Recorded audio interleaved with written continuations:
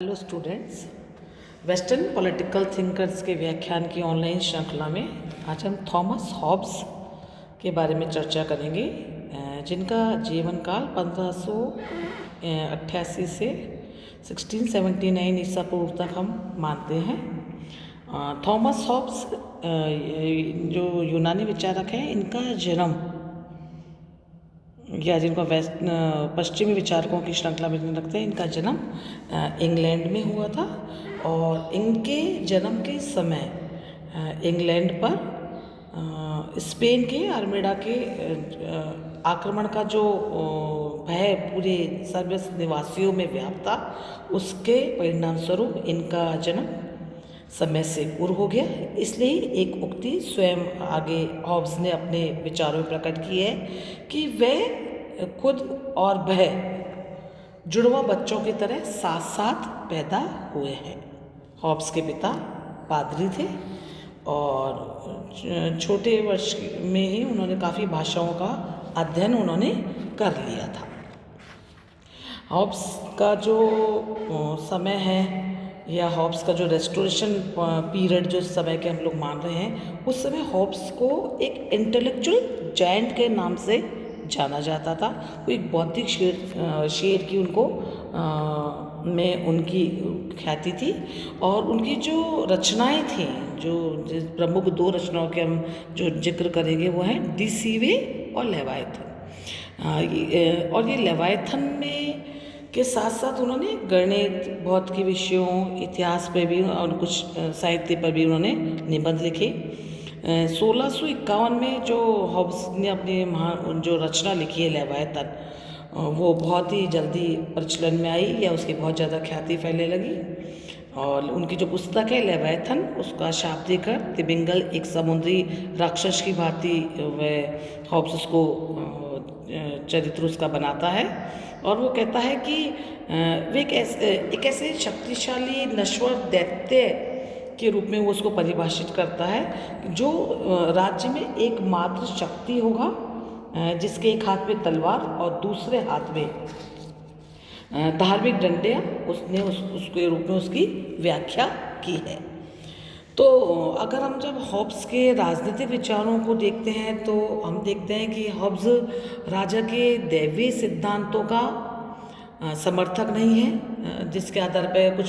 कुछ लोग उस समय राजाशाही का समर्थन कर रहे हैं, नहीं वह संसदवादियों के लोक प्रतिनिधित्व का समर्थक है। उसकी जो पुस्तक है ये 4 भागों के अंदर विभक्त है, जिसमें मानव के बारे में, राज्य के बारे में, या जो भी उस समय डार्क पीरियड है उसके बारे में, जो रेस्टोरेशन वाला पीरियड है, ये ईसाइयत के बारे में उसने अपनी इस पुस्तक के अंदर बहुत डिटेल के अंदर बताया है। और साथ ही साथ एक शासक के बारे में, एक ऐसे एब्सोल्यूट पावर फिल्ड शासक के बारे में वो एक अवधारणा प्रस्तुत करता है। पश्चिमी राजनीतिक चिंतन में हम देखें तो हॉब्स का स्थान और उसकी जो प्रसिद्धि है वो इस कारण है कि उसने जो भी विचार दिए या जो भी धर्मनिरपेक्षतावाद का या जो भी विचार दिए, उसने उसको वैज्ञानिक आधार प्रस्तुत किया है। जबकि उससे पूर्व के जो विचारक हैं, जब हम जैन बोधा पे देखते हैं, या मैकियावली, जो हमने पिछली कक्षा के अंदर मैकियावली पे का चर्चा करी थी कि मैकियावली राजनीति को धर्म से अलग तो करते हैं, लेकिन उसके लिए कोई साइंटिफिक बेसिस नहीं प्रस्तुत करते हैं। लेकिन हॉब्स इस तरह के फिलोसफर है जो निरपेक्ष राजतंत्र का समर्थन क्योंकि वो किसी दैवीय अधिकारों या ईसाइयत को नहीं मानते हैं, जबकि वो अगर किसी एब्सोल्यूट मोनार्की का समर्थन कर भी रहे हैं तो वो उसको मानव प्रकृति या ह्यूमन नेचर के आधार पर कर रहे हैं। क्योंकि उन्होंने धर्म को राजनीति के अधीन रखने के लिए भी उन्होंने कहा है कि इसके लिए भी वैज्ञानिक और तार्किक आधार प्रस्तुत उन्होंने की है। क्योंकि हॉब्स के लिए जो समझ संसार है में, वो कहता है कि यहाँ पे कुछ भी ऐसा नहीं है कि द्रव्य, वो कहता है सब कुछ संसार में जो कोई पारलौकिक व्यवस्था नहीं है। जो मनुष्य है, वो जो उसकी जो बॉडी है, वो इसका मतलब हम देखते हैं कि हॉब्स अपने विचारों में पूरे भौतिकवादी है और ये पूरे से एक यांत्रिक है, क्योंकि हॉब्स ही भी एक विचारक है, एक ऐसा फिलोसफर है जो राज्य या कॉमनवेल्थ से पूर्व मानव प्रकृति और मानव व्यवहार की व्याख्या कर रहा है। क्योंकि वह ये कहता है कि मनुष्य जो है उसमें सेंसेशंस हैं, फीलिंग्स हैं, है ना, और वो भावनाओं, संवेदनाओं और इच्छाओं का उसके अंदर सम्मिश्रण है। तो वो मानव प्रकृति और मानव व्यवहार को पहले समझता है, पहले उनका वर्णन करता है और उसके पश्चात वो राज्य की प्रकृति की व्याख्या करता है, क्योंकि वो ये प्रूव करने का प्रयास करता है कि जो मनुष्य है, जो मानव है, वो बहुत क्रूरल है, स्वार्थी है, निर्दयी है, जो हमेशा संघर्ष में, युद्धरत जीवन में ही रत रहता है और उसके लिए ही वो प्रेरित होता है। तो वो कह रहा है कि इन सब कमियों पे काबू पाने के लिए, इन सब कमियों को नियंत्रित करने के लिए एक एब्सोल्यूट स्टेट की आवश्यकता होगी। और ये जो एब्सोल्यूट स्टेट है, ये किसी राजतंत्रिक या दैवीय सिद्धांतों पर आधारित नहीं होगी, अपितु जो मानव प्रकृति, मानव स्वभाव है, इसके जो मनोवैज्ञानिक आधार है, उसके आधार पर वो राजतंत्र का समर्थन करता है। हॉब्स की पद्धति, अध्ययन पद्धति पर अगर हम जिक्र करें तो हम देखते हैं कि जो हॉब्स की अध्ययन पद्धति है वो डिडक्टिव है, निगमनात्मक है, लेकिन उसके जो राजनीतिक दर्शन का जो पूरा आधार है वो साइकोलॉजिकल है। मतलब वो जिन भी विचारों को प्रस्तुत कर रहा है वो उनके साइकोलॉजिकल बेसिस बताता है। वो कहीं भी ऐतिहासिक घटनाओं या ऐतिहासिक कहानियों, ग्रंथों का कहीं वो एग्जाम्पल नहीं देता है। वो बिल्कुल अपनी प्योरिटी से, शुद्ध सच्चाइयों से अपने अध्ययन को या अपनी बातों को रखता है, उनके निष्कर्ष निकालता है, और वो किसी भी जो घटनाएं पूर्व या भूत में हो चुकी है उससे टोटली उससे अपने आप को डिटैच करता है। तो इस मामले में हम तरह से देखते हैं कि हॉब्स की जो अध्ययन की पद्धति है वो पूर्णतः हमको मॉडर्न या बिल्कुल आधुनिक प्रतीत होती है। हॉब्स की जो रचना है, जैसे कि हम चर्चा पूर्व में भी करी है कि हॉब्स की जो रचना है लेवियाथन, वो 4 भागों में विभक्त है, जैसे हमने आपको बताया। और जो उसके प्रथम भाग है कि जो 11 चैप्टर्स है उसमें मात्र वो मानव प्रकृति के बारे में चर्चा कर रहा है। सबसे पहली बात जब वो मानव प्रकृति पर अपने विचार रखता है तो कह रहा है वो अरस्तु के इस बात को बिल्कुल स्वीकार नहीं कर रहा है कि मनुष्य एक सोशल बीइंग है, मतलब उसके वो एक सामाजिक प्राणी है। वो उस बात को नहीं मानता। वो कहता है कि मानव एक असामाजिक प्राणी है और उसके अंदर जो प्रवृत्तियाँ हैं, जो इंस्टिक्ट्स हैं, यही उसको कार्य करने की प्रेरणा देते हैं। और जो ये इंस्टिक्ट, उसके अंदर जो प्रवृत्तियाँ हैं, जो भी ग्रोथ है, निराशा है, स्पर्धा है, आनंद है, जो भी इस तरह की मनुष्य के अंदर प्राकृतिक अंदर से कामुकता होती है, दयालुता है, इसके अंदर ये जो भी सेंटिमेंट्स होते हैं, अच्छे या बुरे, ये वे ही हैं जो उसको कुछ कार्य करने के लिए प्रेरणा देते हैं। अब हॉब्स का मानना है कि ये जो इसकी जो प्रवृत्तियाँ हैं, ये जो मेन बेसिक इंस्टिक्ट्स होते हैं मनुष्य के अंदर, यही हॉब्स के राजनीतिक दर्शन का आधार है। क्योंकि उसका ये मानना है कि मानव व्यवहार ही राजनीति का निर्माण करता है। और हॉब्स ही एक ऐसा विचारक है, ये उसके चिंतन की बहुत प्रमुख विशेषता भी है कि वे समाज से पृथक, समाज से अलग व्यक्ति का अध्ययन करता है। उसके लिए समाज बड़ा नहीं है, व्यक्ति बहुत उसके लिए इम्पोर्टेंट है। वह अपने समस्त चिंतन में व्यक्ति को बहुत ज़्यादा महत्व देता है। और यहाँ भी वो मानता है कि व्यक्ति के में 2 प्रमुख विशेषताएं हैं। पहली बात कि सभी व्यक्ति समान हैं, परंतु ये समानता किसी धार्मिक निष्कर्ष का परिणाम नहीं है, बल्कि ये उसके प्रतिनिधि जो उसका डेली टू डेली उसका जो एक्सपीरियंसेस होते हैं उसके आधार पर मानव का वो की समानता को डिफाइन करता है। दूसरी बात वे कह रहा है कि सभी मानव गतिशील हैं, क्रियाशील हैं। पहली बात वो क्लियर करते हुए कह रहे हैं कि वो राजनीतिक चिंतन में वो जो प्लेटो थॉमस या उसके पूर्व जो अनेक दार्शनिक थे वो कहते थे कि मनुष्य की शारीरिक और बौद्धिक शक्तियों में समानता नहीं होती हैं। कुछ व्यक्तियों में विवेक की प्रधानता होती है, किन्हीं में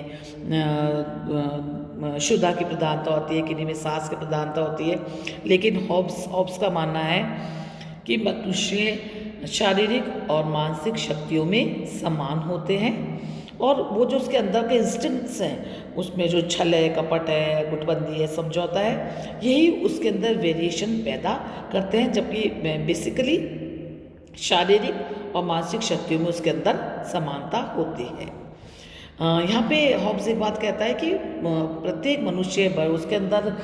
कितनी बुराइयाँ होती, कितनी कमियाँ क्यों उसके स्वभाव में क्यों ना हो, लेकिन उसमें इतना विवेक अवश्य होता है कि वह इस बात को समझ लेता है कि उसकी एक बात का क्या प्रभाव पड़ता है और इसके क्या परिणाम निकलेंगे। तो मनुष्य में अपने गुणों को समझने की, उसको अपनी बात को सिद्ध करने की उसके अंदर इतना विवेक अवश्य होता है। तो इसलिए ये हम ये कह सकते हैं कि भले ही उसका जो मानव है वो बहुत अहंकारी है, स्वार्थी भी है, लेकिन साथ ही साथ वो अपनी श्रेष्ठता को साबित करने के लिए ही वह सक्रिय बनता है और अपने विवेक का प्रयोग करता है। आगे अपनी बात को ले जाते हुए हॉब्स बताते हैं कि मानव में अपने लक्ष्य को प्राप्त करने की अभिलाषा समान होती है। कोई भी दो व्यक्ति जो होंगे, अगर वो किसी एक चीज़ की इच्छा करते हैं और अगर वे दोनों उसको प्राप्त नहीं कर सकते हैं तो एक दूसरे के शत्रु हो जाते हैं और इसलिए ही वो अपने लक्ष्य को प्राप्त करने के लिए एक दूसरे से संघर्ष की स्थिति में रहते हैं। तो जो लक्ष्य प्राप्ति की जो उत्कंठा है, ये जो इच्छा है, ये सभी व्यक्तियों के अंदर समान होती है।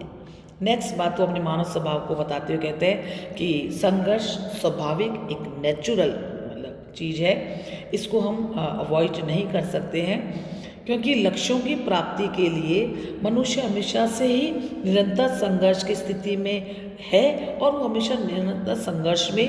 रहता है। उसके जीवन के अंदर तीन कारण हैं जो उसको संघर्ष के लिए प्रेरित करते हैं। पहली बात, व्यक्ति कंपटीशन के आधार पर वो ज़्यादा से ज़्यादा अपने उसमें कॉम्पिट वाली जो प्रवृत्ति होती है, उसके अंदर प्रतिस्पर्धा का जो उसके अंदर एक गुण या संवेग है, इसके आधार पर वो हमेशा संघर्षरत रहता है। दूसरी बात कि उसके अंदर जो डर, अविश्वास या जो भय है, इसके आधार पर भी वो सुरक्षा प्राप्त करने के लिए हमेशा एक संघर्ष की स्थिति में रहता है। और तीसरी बात, वो वैभव या अपने गोल या लक्ष्य को प्राप्त करने के लिए, ज़्यादा से ज़्यादा जीवन में प्रसिद्धि प्राप्त करने के लिए, कीर्ति प्राप्त करने के लिए वो एक दूसरे पर आक्रमण करता है, इस कारण वो संघर्ष में रहता है। तो कहता है कि संघर्ष स्वाभाविक है, मनुष्य की स्वाभाविक प्रवृत्ति है कि वह आगे आगे बढ़ना चाहता है, अपने लिए सुरक्षित समाज का निर्माण करना चाहता है, अपने आगे बढ़ने की उसकी जो प्रवृत्ति है, उसके अंदर जो कॉम्पीट करने की जो प्रवृत्ति है, ये संघर्ष स्वाभाविक उसमें स्वाभाविक है और इससे हम उसको, लेकिन सिर्फ अपने विवेक के आधार पर ही वो उसको रेगुलेट कर सकता है। एक बात वो और कह रहा है कि मनुष्य स्वकेंद्रित है, उसको वो चीज़ें अच्छी लगती हैं जो उसको सुख प्रदान करती हैं और वो किसी ऐसी चीज़ जो उसको अच्छी नहीं लगती है, ये सभी मनुष्यों में समान है कि वो अच्छी चीज़ों की ओर आकर्षित होते हैं और जो चीज़ें उन्हें दुख देती है वो उनकी अवगणना या अनिच्छा प्रकट करते हैं। तो हम ये देखते हैं कि हॉब्स के लिए मानव एक गतिशील व्यक्ति है, गतिशीलता उसके स्वभाव में है और ये जो उसकी जो भी वो एक्टिविटीज़ करता है वो बहुत पर्पस से होती है। वो कुछ संवेगों के आधार पर वो रेगुलेट होता रहता है और उसके आधार पर ही वो व्यवहार करता रहता है। लेकिन इतना सब कुछ मानव के बारे में चर्चा करने के बाद भी हॉब्स ये बात मान कर के चलता है, अगर हम उसकी सारी बातों को देखें कि वो अपने संवेगों से ही प्रेरित होता रहता है, तो हमें लगेगा कि हॉब्स की जो मानव संबंधी विचारधारा है वो बहुत ज़्यादा मानव को का एक पक्ष ही उसके चर्च का या उसके पूरे जो उसका पोर्टफोलियो उसके बारे में एक तरफा ही हमको बताती है। लेकिन यहाँ हॉब्स आशावादी भी है, क्योंकि वो ये कह रहा है कि मनुष्य भले ही बुरा है, वो मनोवियोगों से या अपने उसके अंदर जो उनसे वो जो भी उसके अंदर इंस्टिंक्ट्स हैं उनसे वो प्रभावित होता है, लेकिन उसके अंदर पैशन के साथ साथ रीज़न भी है, उसके पास विवेक है, और ये विवेक, ये बुद्धि ही उसकी जो प्राकृतिक दशा है, इसकी जो बिगड़ी हुई दशा है या जो उसके अंदर जो बुराइयां हैं उसको निकलने के लिए प्रेरणा और योग्यता प्रदान करेगी। उसने एक स्थान पर लिखा भी है कि विवेक ही है जो उसे हिंसक मृत्यु के भय से शांति की ओर अग्रसर होने की इच्छा पैदा करता है, क्योंकि मनुष्य यश और शक्ति प्राप्त करना चाहता है, और ये यश और शक्ति की ओर जो उसका आकर्षण है ये उसमें सुरक्षा की भावना पैदा करेगा, और वो एक अच्छे